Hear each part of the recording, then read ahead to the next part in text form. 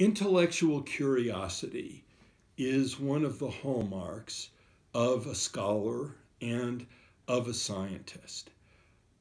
Personally, and I don't want to just talk about myself, but when I was a kid, when I was in first and second grade, I would go around the neighborhood with my rock hammer and break open every stone that I saw to see what was inside of it.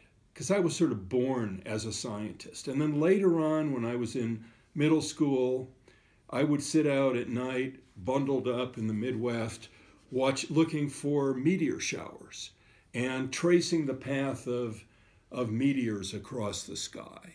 And so that's my story, but I see that in all the students who you guys send from Denver to CU Boulder. I teach them often in general chemistry. And the ones that I get, maybe they're not typical, but they are so excited to be at the university. They are so engaged with they're sort of science nerds, but they're not ashamed of it. You know, they really love the fact that we're operating and expecting people to ask and answer questions at a level that builds on what they learned in high school, but is now at a higher level. And so I think that we try to include this intellectual curiosity in the classroom. We're getting better at that. But I think the place we really do it well is when these students end up doing an independent study project in one of our laboratories. Because now all of a sudden we're expecting them to answer questions where the answer isn't known.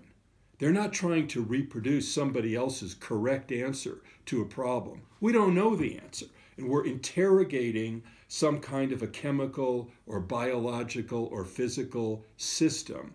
And that's where the students who have this intellectual curiosity are the ones that are able to really take advantage of this opportunity, and those are the ones. They're not always the ones who are the best in the classroom, because it's a different sort of skill set, right? So sometimes it's the B student in the classroom who just catches fire in the open-ended laboratory situation and finds their calling in the world and says, this is what I want to do for the rest of my life.